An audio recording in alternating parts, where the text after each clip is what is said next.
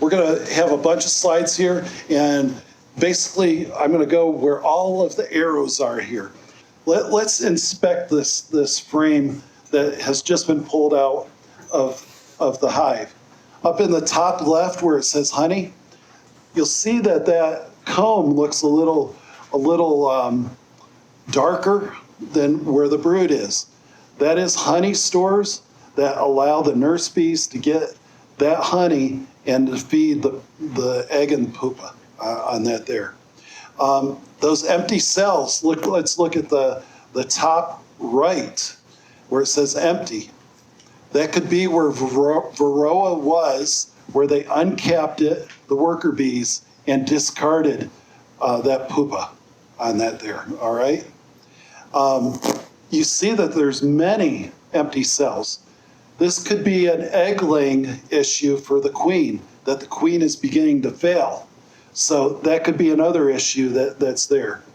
Those light-colored brood that you see most of, that is all capped brood, and they will emerge within 2 to 3 days of each other. So if you counted all this is about 1,000 new bees that are about to be introduced to the hive. And at the bottom, you'll see that these are more raised up than what the worker bee cells are by about 1/8 of an inch higher. And those are the drones, and they're bigger, fatter male drones. Now, if you notice, they're all at the bottom of there. And that is a sign that the queen wants to make sure that the lineage of another queen continues on to have enough male drones out there for the mating purposes. Okay, so this is a slide that you got to watch for. You've let the room run out of the hive, and it's full of bees. These are queen cells. They look like peanut shells hanging out from the hive. And in this picture, there's 1, 2, 3, 4, 5, 6, 7, 8, 9, one up in the top right-hand corner that's already come uncapped. And these are swarm cells. They're at the bottom or close to the bottom. And what the worker bees do is they give that royal jelly and feed it to these normal female eggs that are there to help develop a queen. And either they're seeing that the queen's about to fail, or they see that the swarm is about to happen. Now, here's the cruel thing. If this one here emerges first, it will go over and use its mouth and cut into this one, and that queen can't move. And it's Games of Thrones time, she's dead. Then it's to this one, halfway, she's dead.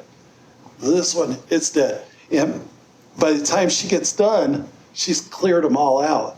She is the queen. Huh. And if they both come out at the same time, it's a fight to the death.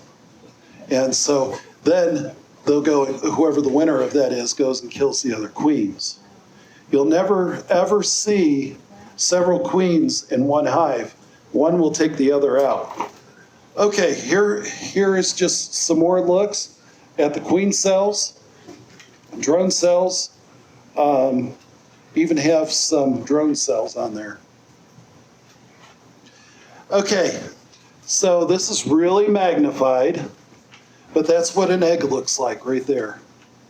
All right, 1 to 3 days is what that egg will look like, and then it will start bending like a crescent of a moon. All right. This one's a tough one. A laying worker. You got to deal with this fast. What happens is the queen fails, and a worker bee thinks that she is the queen. And she produces eggs. And if you'll see here, there's 4 eggs instead of just one egg, because there only should be one egg in a cell. So when you get 2, 3, 4 eggs in a cell, that cell goes from this size to this size. Now you got to go with your hive tool, scrape all of that comb off with those infertile eggs and start over new. Now, I can never tell you with my eyes through the whole time I've been in beekeeping what a laying worker looks like. I've never been able to find one. So what do? Folks, this pays for this course. This is a big one too. You take each super and take it back to the Buzz TV, enough way away from the hive, all right?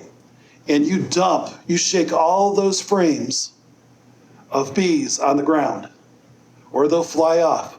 The laying worker is too heavy with eggs to be able to fly. All the good bees will come back, and she'll stay on the ground back there, all right? That is the only way that you can deal with a laying worker. The telltale is, hey, these eggs aren't doing anything, but they are growing, but they're going to be infertile.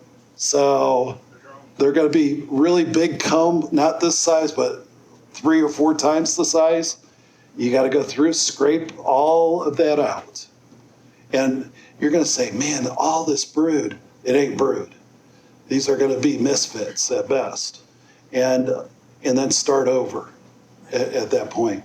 And you got to do everywhere where that laying worker has laid eggs. So how do we tell that we have a laying worker? Somebody yell it out. Multiple eggs. Multiple eggs, that's right, in each cell. All right? And what do? How far away do we take the bees? Yep, 100 feet away. All right? This one here is a tough one, folks. But the longer you wait, the worse it gets. And before you know it, you'll be replacing, you'll be scraping all of the foundations. So do it quick, be done with it, and get you a new queen ordered, okay? All right, let's look at the next one here. Okay, this one has a lot of great stages. I'm sorry, was there a question? I was just wondering, could you scrape all your bees off and then freeze that, kill all those, and put it back in without destroying them? Well, the problem is once you freeze any kind of honeycomb, it's very, very brittle. I mean, even breathing on it, you can collapse it. I mean, it's just really tough. You could try that. Conceptually, it would work, but hold your breath. All right?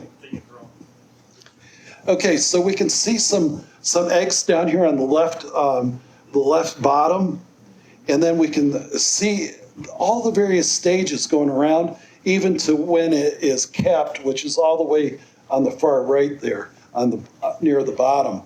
So this is always a really, really good sight when I'm inspecting a hive of seeing all those developmental stages.